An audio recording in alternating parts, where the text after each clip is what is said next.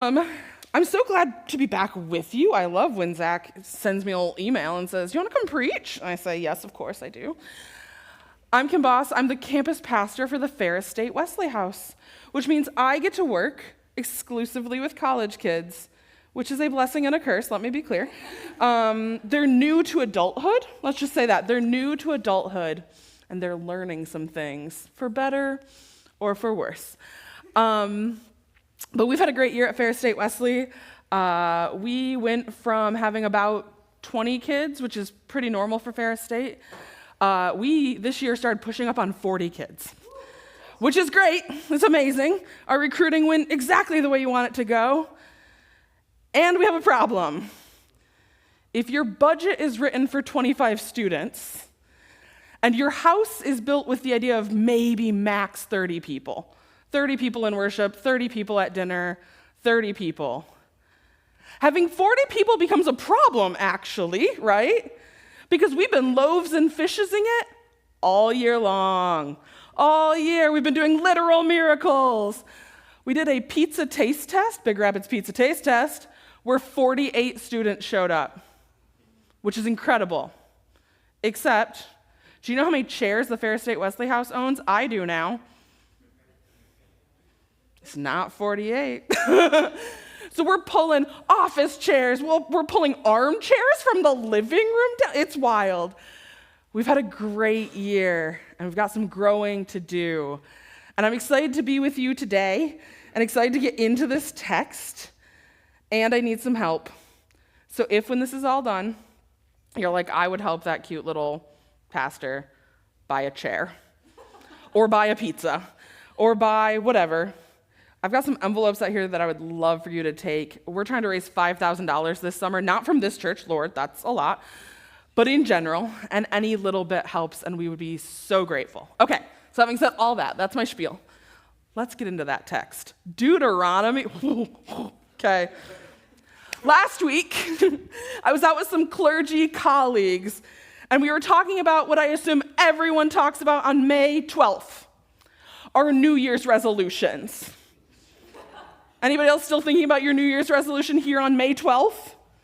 No? Well, you're about 5 months in, so you should probably get it together. It's a great time to stop and ask, so how is that going?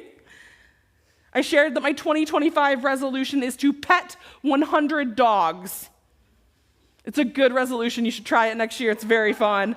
So far, I've only met 32 dogs, but I'm not worried about it because winter is the worst time for meeting dogs, okay?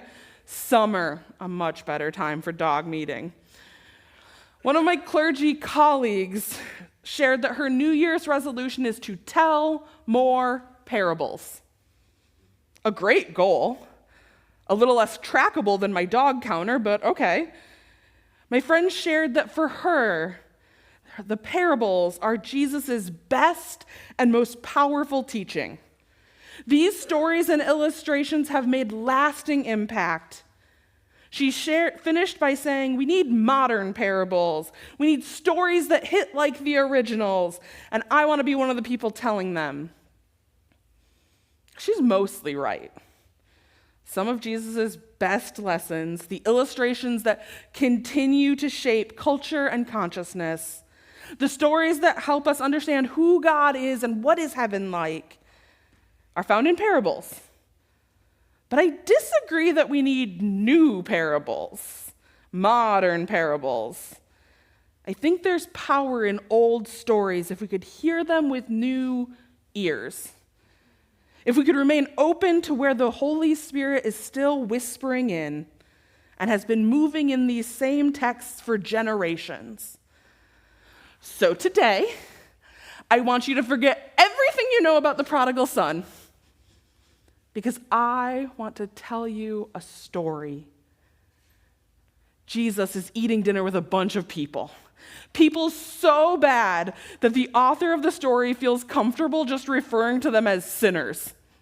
Like, how wild do you have to be living for someone to just look over at you being like, those guys, they're sinners?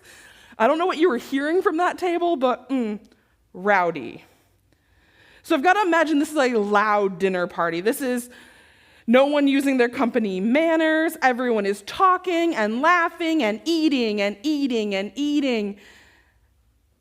And this homeless rabbi and the rabble of young men who are traveling with him are not sitting prim and proper to the side.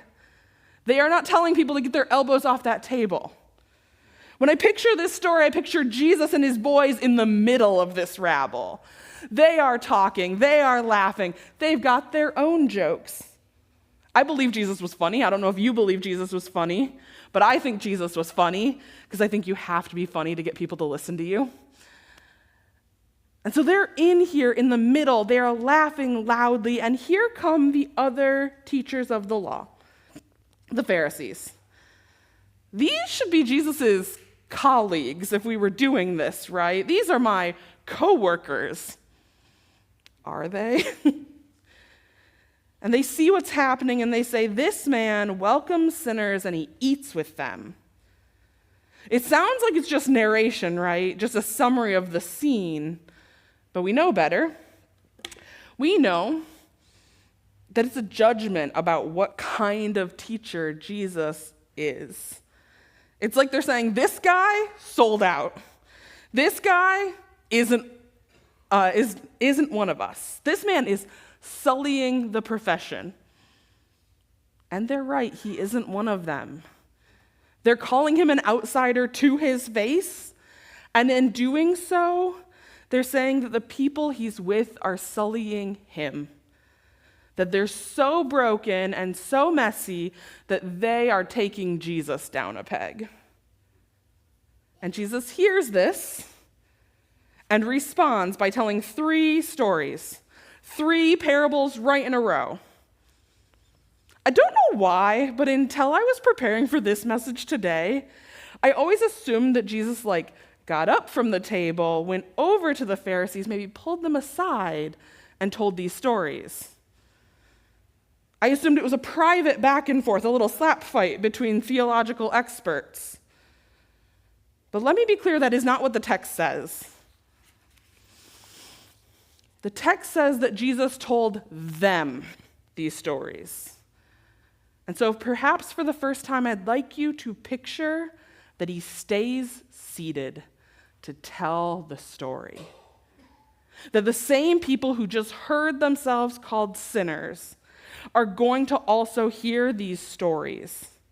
He tells them to the Pharisees, but has an intentional audience of everybody else. And the first 2 stories are about things that are accidentally lost.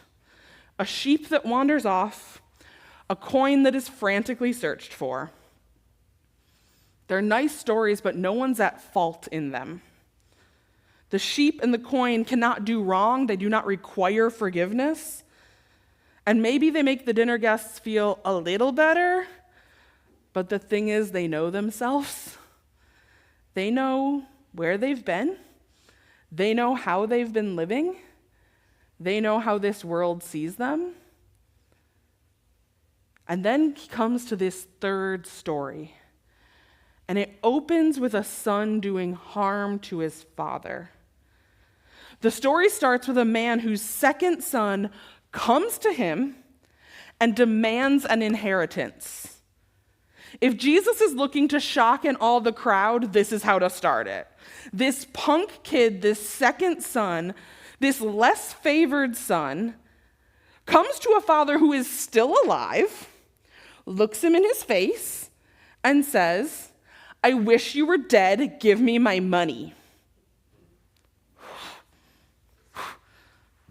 You can't just be saying stuff like that. And here's the thing, they know the law. They know the law. We heard the law this morning. We're about to see a murder here today. Or at least a whooping, right? Who among us? You're grounded. Get out of here. Here's the thing. Then the father does it. I could have had you killed. I could have had you grounded. And instead, here's your money. Wild. That's insane. That's insane to start with, okay? he gives him what he's asked for.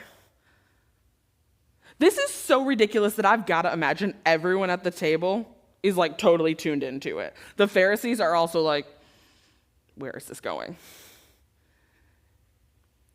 They're invested even if they're appalled. So Jesus goes on and he tells them that then this second son takes everything he has and leaves home, heads out into the world and spends all of his money on what the Greek says is wild living. Can we take that minute? What do you got to be doing for us to just call it wild living? I got to imagine the table full of eaters are like hooping and hollering. They know a thing about wild living, man. They know a thing about wild living. And then the story goes that the famine comes over the land, and maybe that quiets down our dinner party guests. Maybe the Pharisees start to feel a little more smug about this story turn. The second son is far from home and out of money and growing desperate. He hires himself out for days of back-breaking manual labor.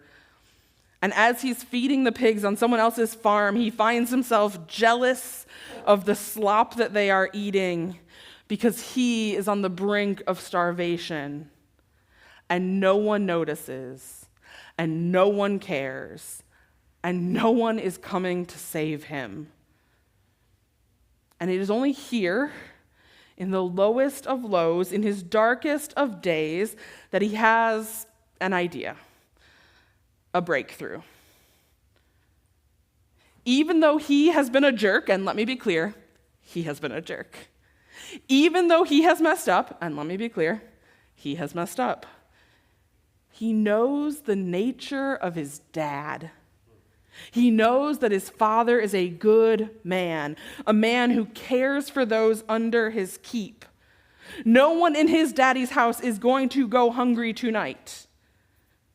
His father will make sure that even his slaves and his field hands will have enough to eat. He trusts his father's goodness even when he knows he isn't deserving of love.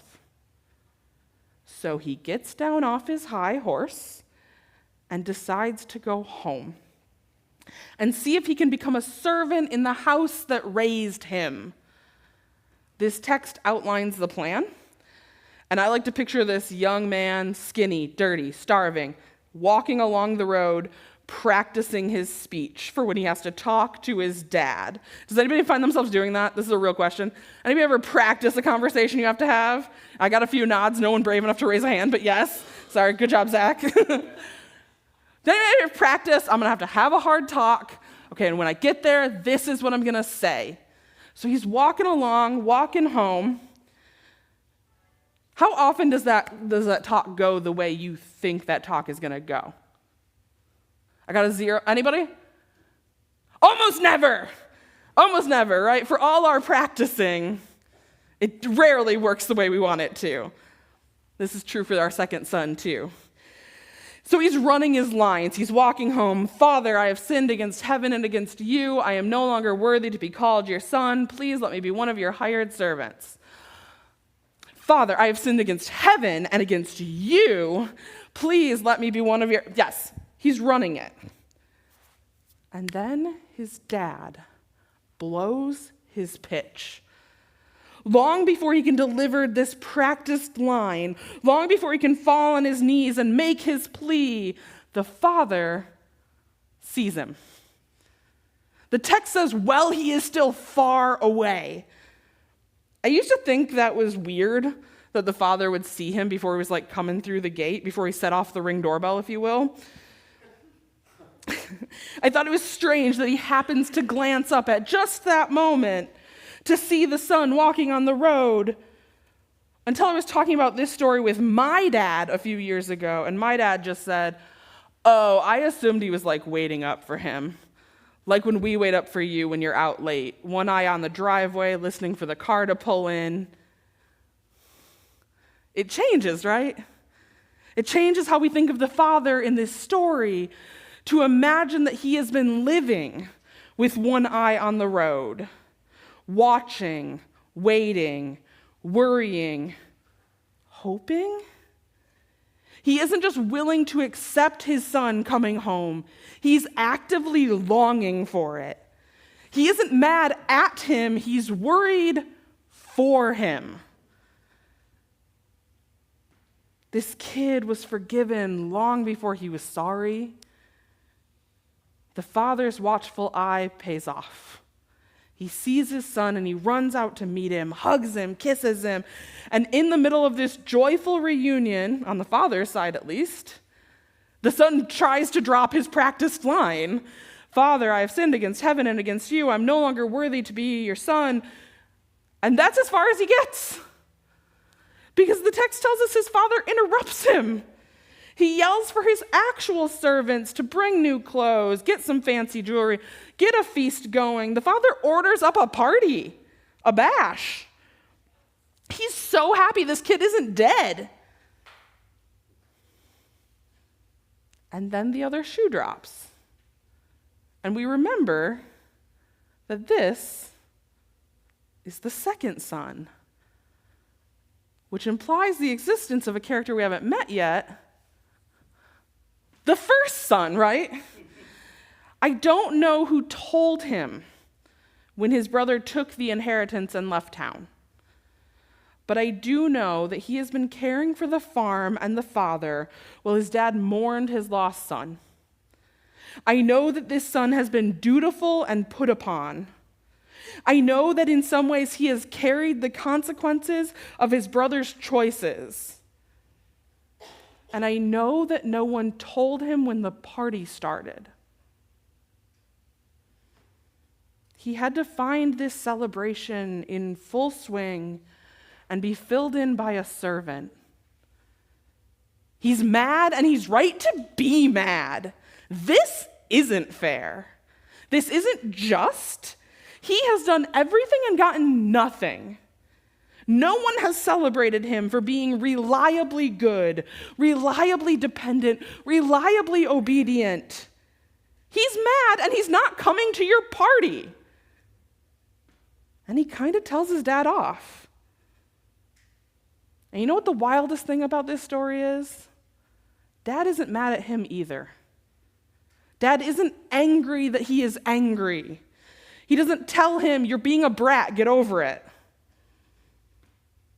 Instead, the father looks at this hurt son, this son who's feeling overlooked and unappreciated, and he affirms their relationship. He names his son's reliability and co-ownership of this household. The father says, "Son, you have always been with me, and everything I have is yours." Which is what that older brother needs to hear. He needs to know that he too is seen and valued. He needs to know that dad recognizes the ways in which he has cared for this family, the ways he has done right by these people. The older brother needs some affirmation and some validation. And so the father gives that to him.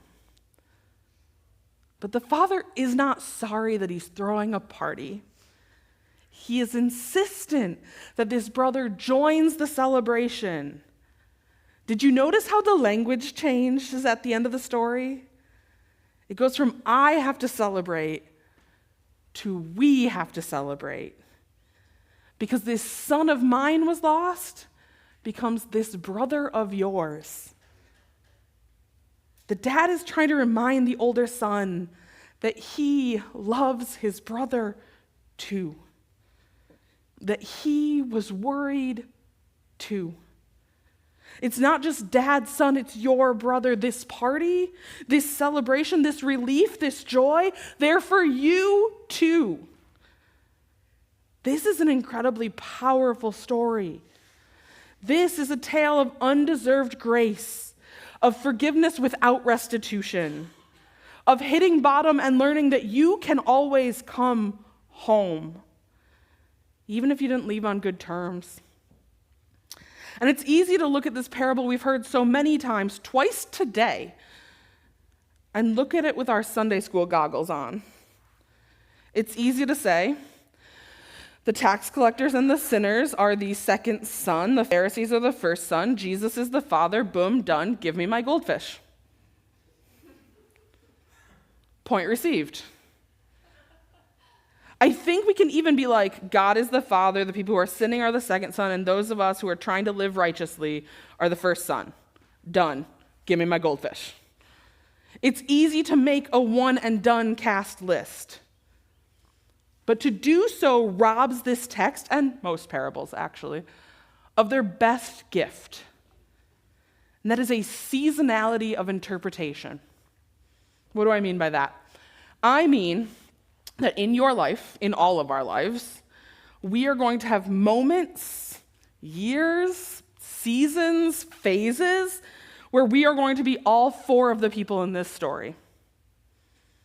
At some point in your life, you will be the prodigal. At some point in your life, you will be the father. At some point, you will be the older son. And at some point, you will be the guy who hired a desperate kid to feed your pigs. So let's start with the least obvious one. All of us at some point will be a guy who owns some pigs. I think most of us are this person most days. We are surrounded in this world by hurting, desperate people, people who are spiritually and sometimes physically starving. And if it doesn't affect us directly, we don't get involved. If we can use it to our advantage, we will. This guy does not care if one of his workers starves as long as his pigs are fed and his profits are safe. He's okay with sacrificing a desperate young person if it financially benefits him. Honestly, he probably hasn't noticed or cared that his help is struggling. If we are not careful, if we are not committed to noticing people around us, it is really easy to become this pig farmer in the story. It is my sincerest hope that we will commit ourselves to not being him, to actively watching, to noticing, to caring, to getting weirdly involved in other people's lives. Because we care.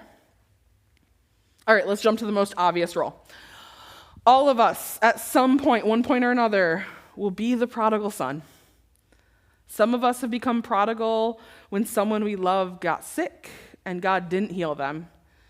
When we lost the job we've served for our whole adult lives, when our spouse leaves us, or someone close to us wounds us deeply. If our communities of faith are our home, where our Heavenly Father meets us and lives, often it is harm in our daily lives that send us out of that community, that make us pack our bags and say, forget you, give me what you owe me, I'm out. For some of us, we will become prodigal from the family of God because of harm caused by the same family. But there's one demographic who feels a little more prodigal than the others, right? A little more absent from God's house. You want to look around your church real quick and tell me who's not in the room? Ohio State fans. Yes, correct, good. And we like it that way.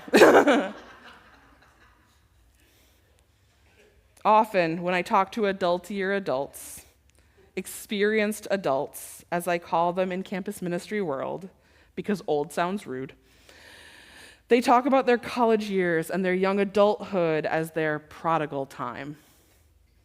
Far from home, far from God, out from under mom and dad's roof, out from under mom and dad's thumb, mom and dad's rules, living wild, spending hard, with no real direction or connection. Young adulthood is a common prodigal season when people think they know everything and are often doing things they should not be doing.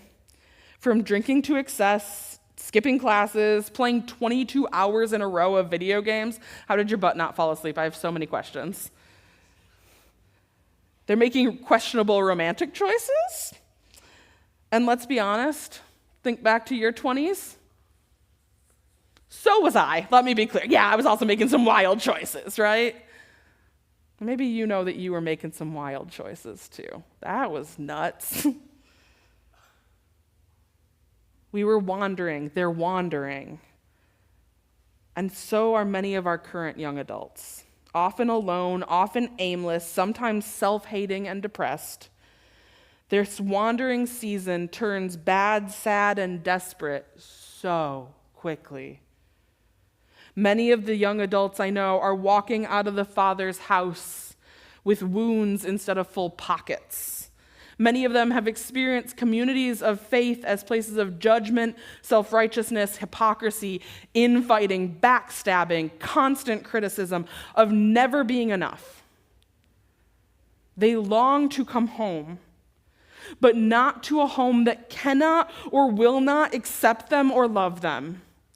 They would rather be starving in the metaphorical streets than treated badly in the Father's house.